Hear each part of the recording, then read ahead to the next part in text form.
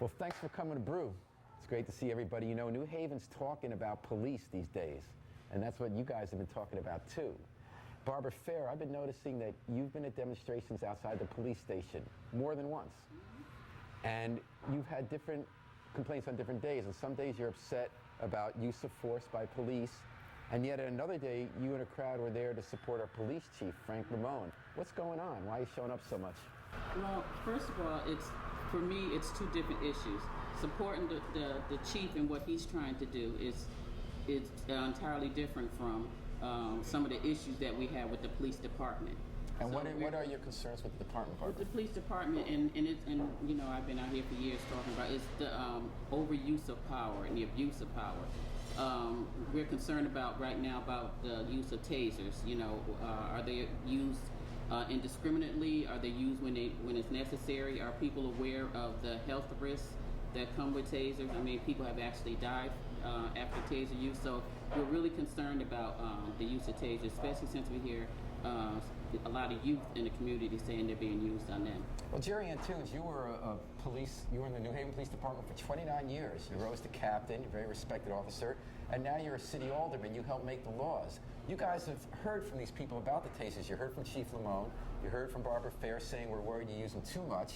You've heard from the police who say we're actually saving lives. Before, we would have to shoot someone with a gun. Now we have this taser.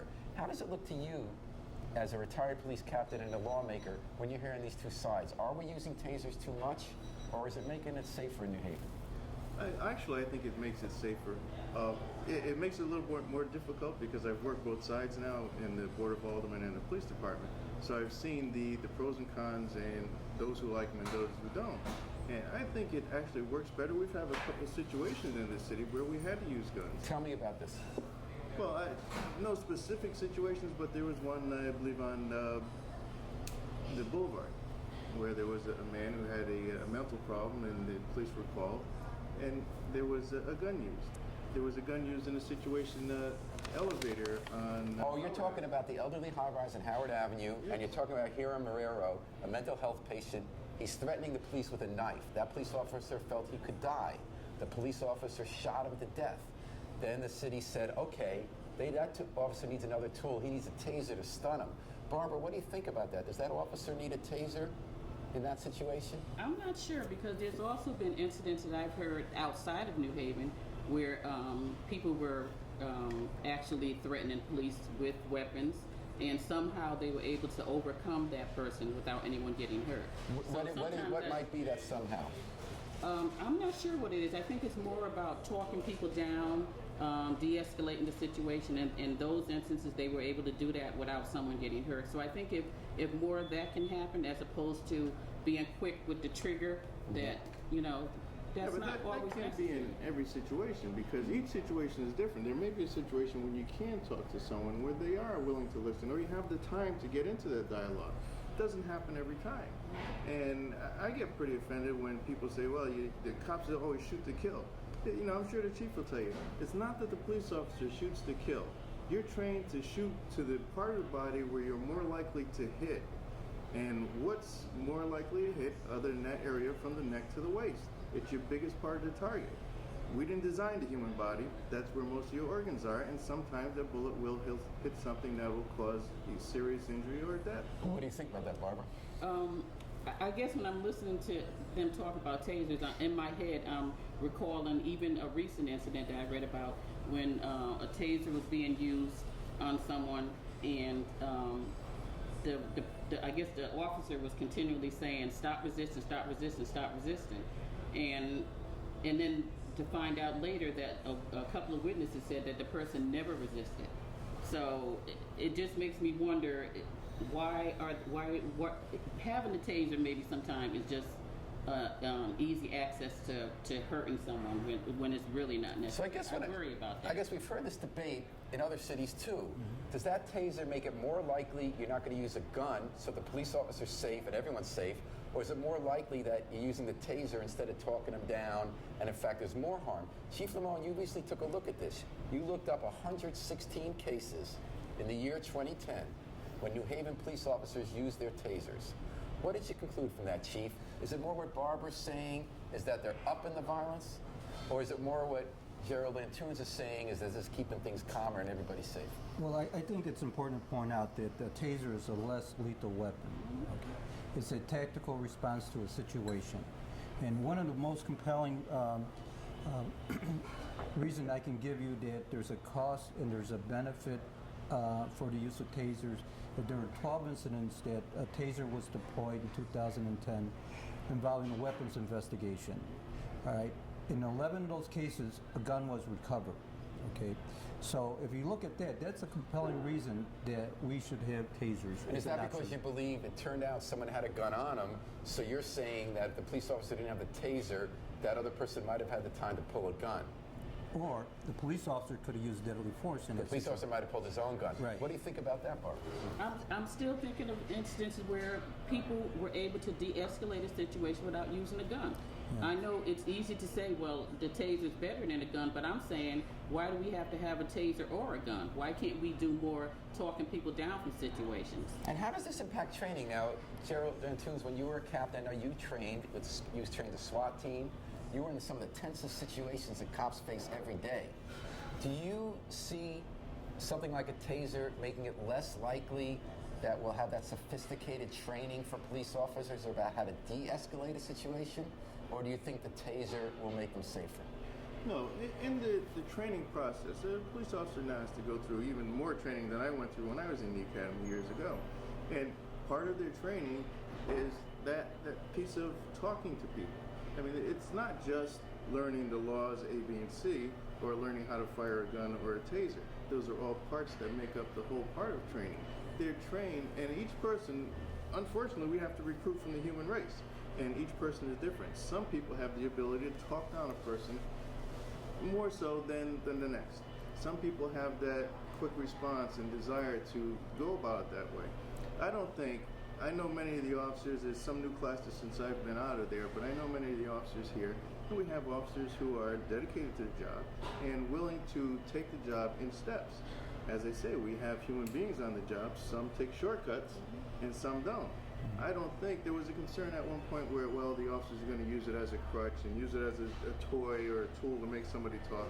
I really don't think so. I think our department is sophisticated enough where we have supervisors that are cognizant enough about the rules, the guidelines, and the laws that they prevent those things from happening. Well, Chief, you looked at those 116 instances. You brought up the 12 where it turned out the person had a gun, and this taser you felt made everyone safer. Did you also find instances where Barbara's concern was played out, where an officer pulled the taser too quickly instead of having a better response? Well, here's the first thing I want to say. Everything is situational. Okay, our officers respond to many different type of calls. It might be a domestic. It might be somebody that's intoxicated causing a problem. It might be somebody with a gun. It might be somebody in a traffic stop. All right. Again, the point being that it's situational. It's real time. They have to make a decision. All right. We train our officers. We have policy in place. What I found in the 116 incident, a very different amount of situations. Again, this allows us to look at each case every day right away when there's a taser deployed now, what I implemented. We are able to review why an officer, what the situation was like, and really make a determination whether or not policy was followed, whether or not maybe... So you're reviewing every case now with every absolutely. taser? Yeah, now, we're how do you down- review it, Chief? Do you sit down with the officer after he used the taser? Here's what happens. If there's a deployment, we have that taser downloaded in the software program where we can determine how many times the trigger was pulled, all right, how long it was held for, and review the situation the officer used the deployment.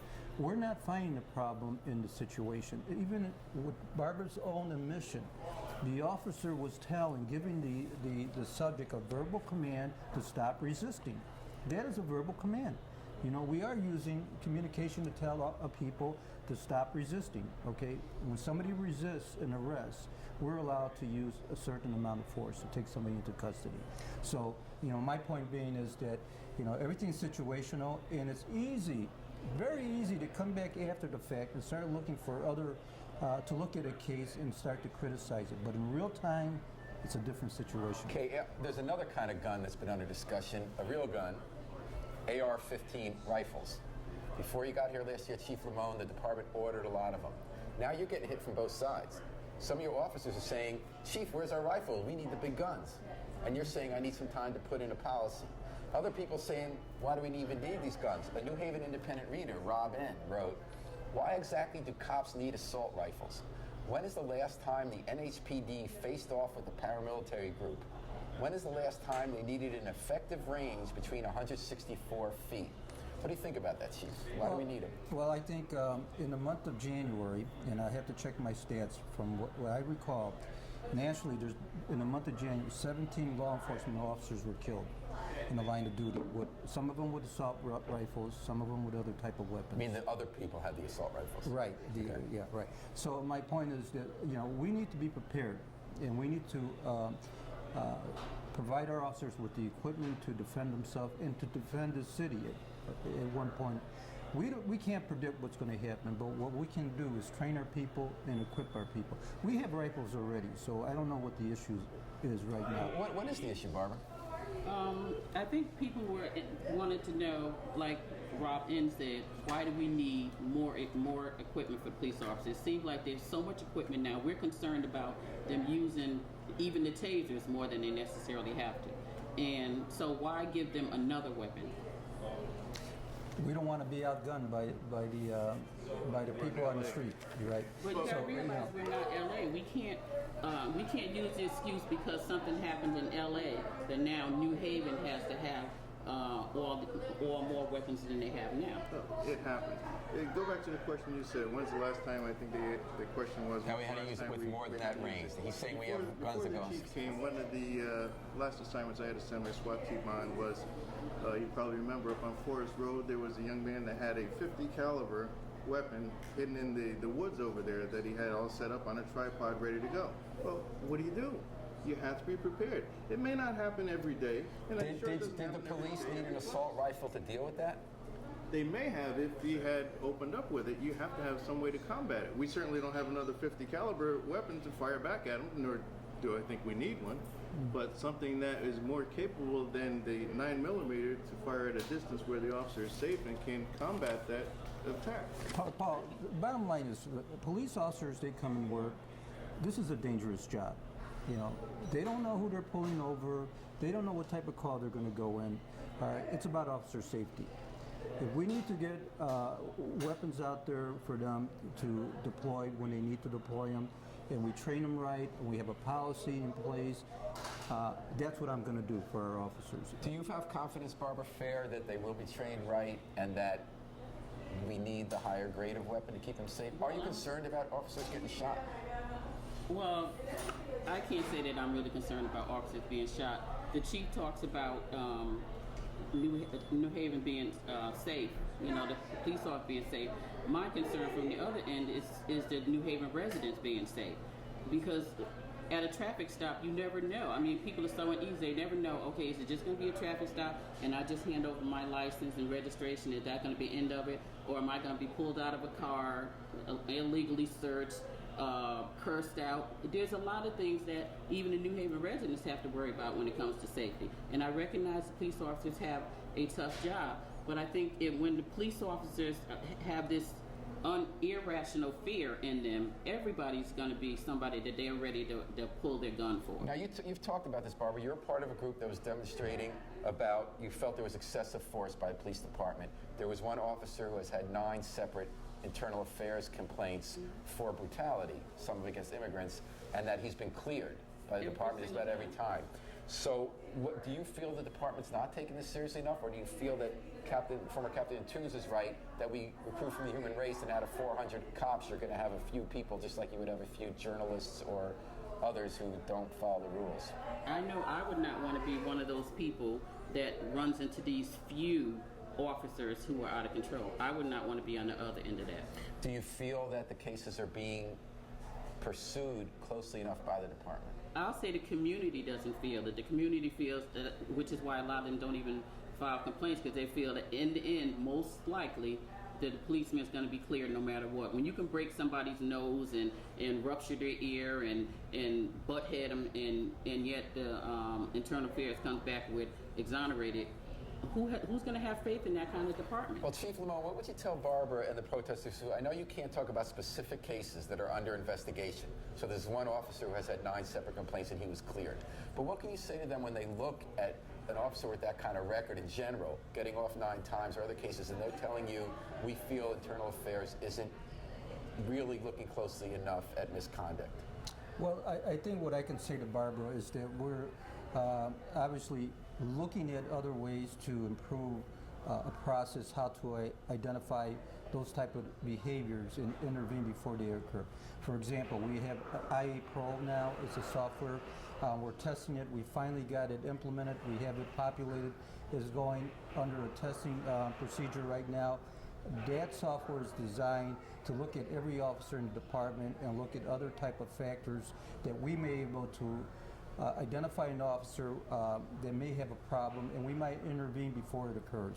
So we can, identify the person and maybe through some training, closer supervision, prevent that officer from going out there and behaving in a way that's unacceptable. Currently, when we know that somebody has 5 complaints, 6 complaints, do you guys stop and talk to that officer, say, hey, what's going on? Well, I can only tell you what I'm doing now is Through the software to identify. Right.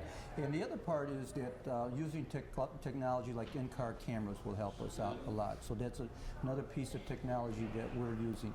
But I think another piece is that we would like to do is go out and educate the community. And I think that's really a missing piece, especially out in the community that don't understand the laws here in the United States, that don't understand the laws here in New Haven. People have to understand when an officer stops someone, and if it's for a legal reason, even if they don't think they should be arrested, they still have to submit to arrest. There are other remedies that they can go to if they believe they are falsely arrested. They cannot resist arrest, and that's usually where we have our problems.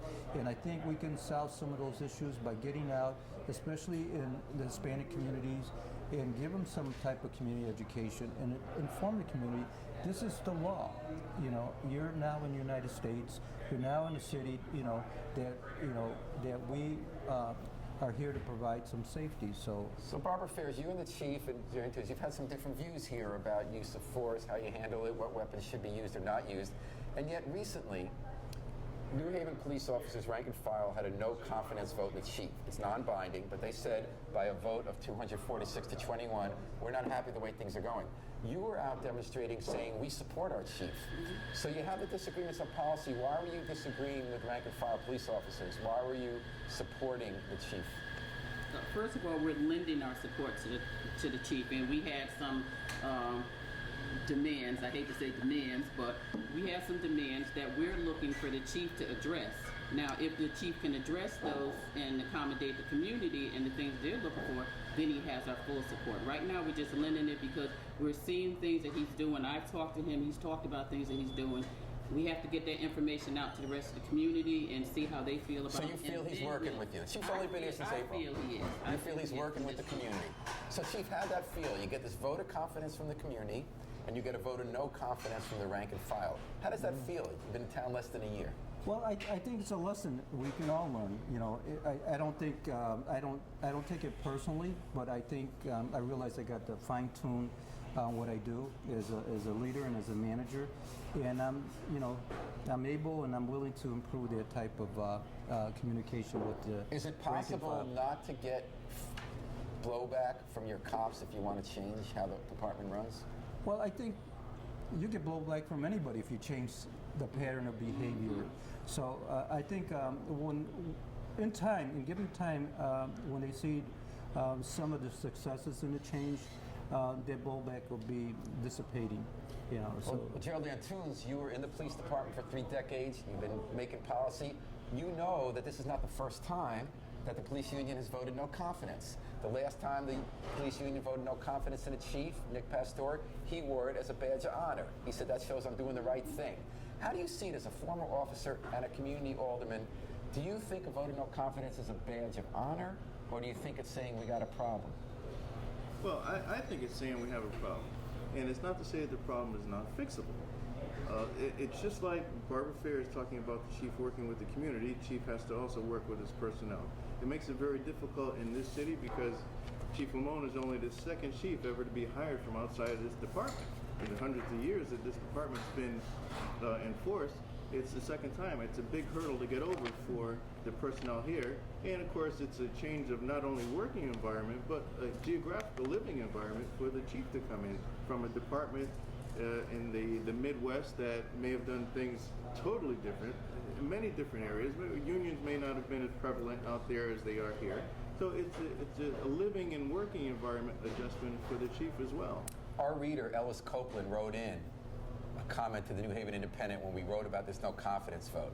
He noted that 80% of New Haven police officers do not live in the city of New Haven. Ellis Copeland wrote, since most of the union members do not live in New Haven, they cannot vote New Haven. So who cares what they think? Wrote City Dem. What percentage of the police force actually lives here? And why does $124,000 a year pension go to someone who retires at age 52 when he's earning only $105,000 a year? I vote no confidence in the police. Do you think that taxpayer has a legitimate gripe? No, I don't. I mean, first of all, he's taking that one incident on the retirement pension. He's talking about assistant chief who recently retired. He's making $105,000 a year. He gets a bigger pension. And that issue only applies to people outside of the union. So he's not going to try and blame the whole union on that issue. I don't think he has a leg to stand on. Are there some pension issues? Yeah, there are. When you look at it now in our state of financial being, it makes it very difficult. When times were good, pensions were good, and everybody was happy. And I'm sure, I for one, when I came on the job as a police officer, the last thing in my mind was pensions. And when I came on, it was shortly after the Black Panther issue. It was shortly after the Penny Sarah murder. Shortly after one of our police officers got shot up on Central Avenue at the bank robbery. So that wasn't You my weren't thinking of thought. pensions. You were thinking this is a city can blow up. I was thinking of how I could help make the city better. And I think most cops that come on this job are looking for that opportunity. Not about what's going to happen in 20 or 25 years when it's time to go. We've got things over the course of years, and we didn't get to this point with pensions just yesterday. This came over many years. When I first came on, they had a different pension program, and some of the officers who are still living that was under pension plan Okay, one so are making next to nothing. you were an officer, but now you're an alderman. You got to fix a $40 million budget gap next year.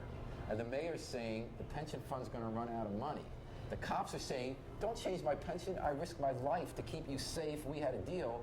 And all these cops are going to retire before June 30th because they think the pension rules are going to change. You're in the middle, Gerald Antunes. How are you going to decide Right, this is where it gets really stinky. Now I'm in the middle because I'm receiving a pension. Unfortunately, I'm not getting $124,000.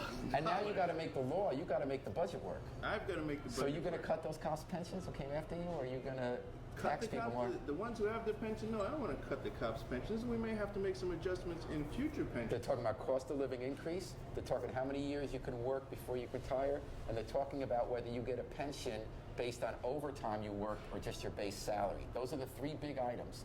As a former officer, you understand why people have the rules that way now. As an alderman, you know you got to fix the situation without taxing people more. How are you going to come down on those three? Yeah, it sounds easy to you, and it's It fun doesn't. to ask that, isn't it? It's not sound easy to me. I think it sounds hard.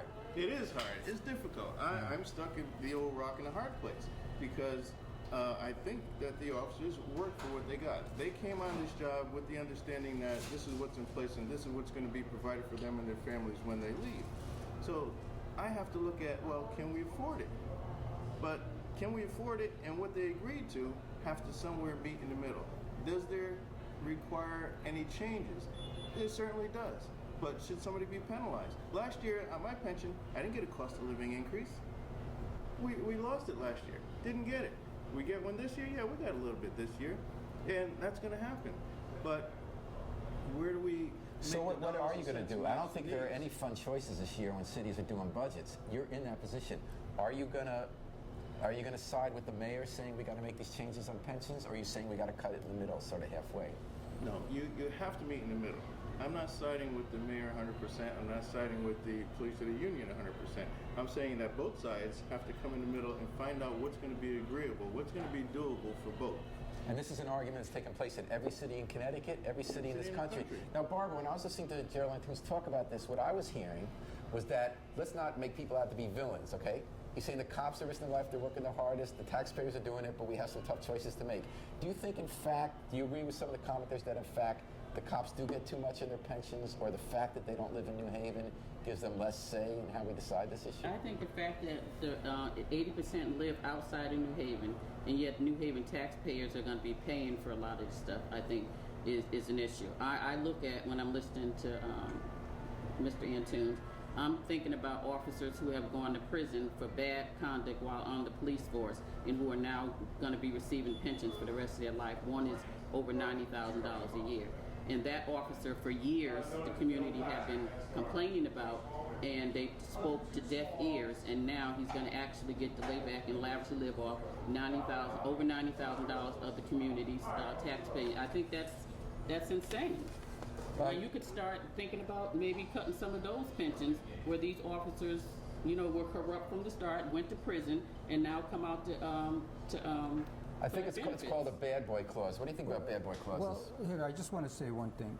Remember, there were agreements made between labor and management in the city about pensions and benefits.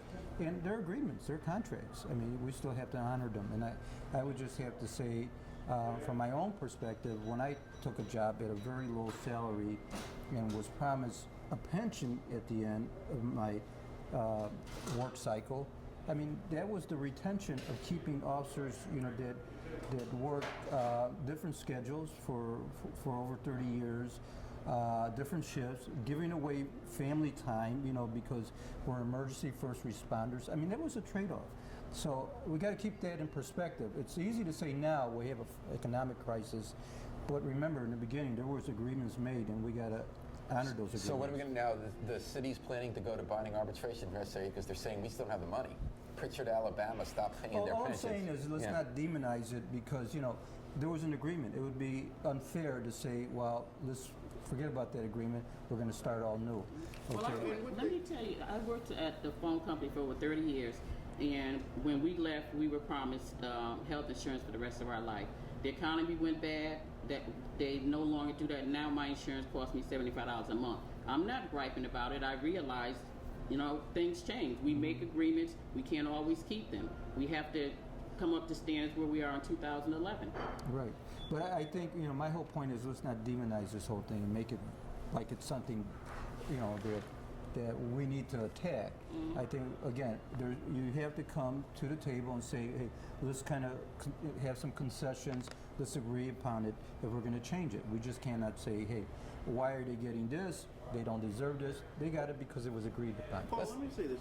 But one of the comments there was about the 80% of the officers living out of town. And I would certainly like to see more of the officers live in town. However, even if you live outside of town, if you look at the numbers, when we did recruiting over the many years, you don't get a lot of people from New Haven to fill those seats in the academy. So you're saying we're not even going to have enough cops if we say everyone has to live in New Haven? No, it's not that. You can get more. And part of that is building that relationship and that desire of our citizens to want to be police officers. And why is that, Barbara? You think women are That's more? what I was thinking. When they see what police officers, how they behave now, who would want to be a police officer? Yeah, but it's not who would want to be. How do you go about changing it? Part of going about changing it is from the inside out. You want the chief to change it because he's on the inside. He has an opportunity. He has the means to make a change. I really don't think residency has an issue about the performance of a police officer working in an organization. It's been agreed upon people can live out of New Haven and get on this job. We've got to honor that agreement. I think it But some comes people are down talking to about changing the law because they're saying you have more of a stake in community if you live there. You don't hate. I don't agree with that concept. I think if you have professional people, people that apply for a job are trained and act professionally, are held accountable, they're going to do the job. They're going to deliver the services that they need to do to provide public safety and work with the community. Now you're just talking about a small group of officers, Barbara. The majority of the police officers in New Haven are good officers. Day in and day out, they put their life on the line. You don't hear about them. You know why? Because you just focus on the people that are constantly brought to your attention. Okay, well let's focus on the other 99 or 98% of the officers are doing a great job out there. I have the fullest confidence in the work they're doing. Does the community feel that way? Because I hear- expect another officer to feel that way, but what does the community say? I hear it about from New the Haven Police community. Department? I hear it from the community. I just came back from a business meeting. I had a person tell me that your officers are doing a great job. You know, I needed them. I called them. They responded. I hear that every day. You know, and I think I need to get the message out to the community that we have good work being done every day by police officers on this job. And I You believe that. only hear I about didn't- the bad I ones. didn't That's- say that you don't have good officers. I know you have good officers. I have a lot of friends in the police department, including associates, and I know they are really good officers. They're invested in this community. But the ones that I'm talking about are mainly people who live in the community. So I know they're Well, invested listen, in the you know, community. your argument, here's what I can say about your argument, okay? In every organization out there, in the media, in elected, in Congress, whatever, you can read yesterday something happened where somebody retired from Congress because of something they did. There's a Emails lot on of Craigslist. Yeah. there's a lot of unethical behavior everywhere, okay? Not only in a police department, everywhere. So people are every day being challenged because of their decisions they make, all right? We're human beings, okay? Again, you know, we always deserve a second chance in life. And so I think that there are some officers that do make mistakes. We train them. We give them closer supervision. We want those officers to stay with us. We know why, because we invested a lot of money and time into them, okay? And we want to work with the community. But I think if we focus on just a small group of officers that have done something that's unacceptable and not focus on the real big picture about the great officers that put their lives on the line, save people in traffic accidents, save people when there's a fire, all right, responding to an incident, they're doing their job, Barbara. I think you got to give them credit. There's a lot of good police And officers. I do that, but we also cannot close a blind eye to the officers who are not doing that, Right. because they cause a lot of destruction to the community. And I They're agree with you. responsible for the tarnishment of the police department of all those good officers who are doing a good job, and they definitely have an impact on how the community sees the police I agree department. with So you, we but can't when close you a have blind eye to it. somebody that either in the media that does something wrong or an elected official, you don't tear down the whole organization and say there's something wrong with it. All right, you look at the situation, you look at that person, and you fix it. Either they leave, or you make a decision to, or if they commit a criminal act, they should be arrested. You know. And that's the problem, is that So- when we do see these, when we do bring these things up, we don't see internal affairs saying, you know, that officer, like the one we're talking about with the 9, he has to go because obviously where there's smoke, there's fire. We don't see that kind of thing happening. So it's hard for the community to trust that New Haven Police Department is going to do the right thing at all the time. And I think what probably got to be understood, there is due process involved in a lot of these situations, and it does take time, and that is frustrating. But again, it's our job. Again, we have some software. We're going to identify officers that we think we might have to intervene with because of some behavior before it does get out of hand. You know, we're trying to implement these ideas. So again, it's working. You know, we're working real hard to prevent that from happening out there. And again, And can you get rid of them when you find that they're bad officers? Can you get rid of them? Because what we seem to hear a lot is the union, no matter what the officers do, somehow they get to stay on the force. Like we just brought one back that lied, had offenses in other cities and everything, yet and was fired. And yet when you came back in, I know you didn't do it, they put him right back on the force. So it's like, that tells the community no matter what officers do, the union's going to back them and keep them on the force.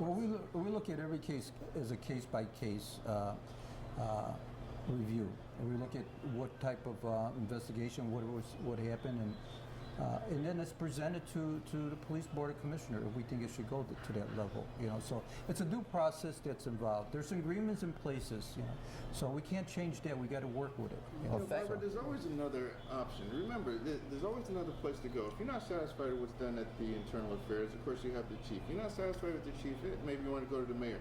All else fails, maybe you go to the state's attorney's office. The state's attorney's office will do those kind of investigations. You might even want to go as far as going to post that certifies a police officer, because if they feel that something's not right, they can pull the officer's certification. So there are other options if you're not happy. But the community, like the chief says, you can't just target the bad cops. I mean, everybody Here I didn't go. target all the teachers when they had 1 or 2 teachers in our school systems that had to be released because of things they were doing. They didn't target all of the teachers. You don't target all of the police officers.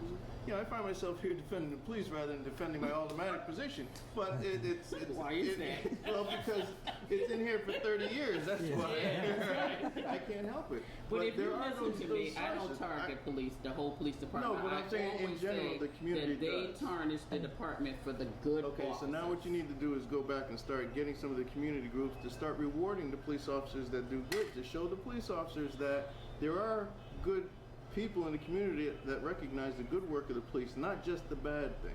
And that's why we came out and supported the chief, because we felt we need to support him if wait we a minute, think you he's gotta doing support a the good guy job. down the I can say one Well, thing. we'll start Yeah, you need to support it. Okay, then we're going to wrap it up here. And one of the things that impressed me about the New Haven Police Department is during Christmas time, 10,000 gifts they collected and got out to different areas of the city.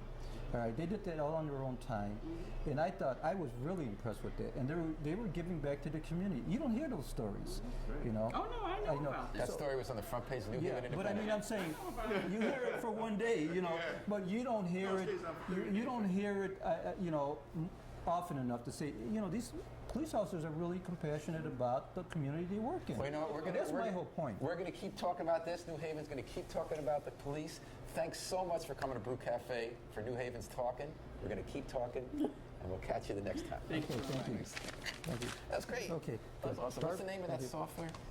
IA Pro. IA Pro? Right, that was recommended by PERF 2007, and we just finally got it up. Is it installed. operating now? Well, we have it operating, and we're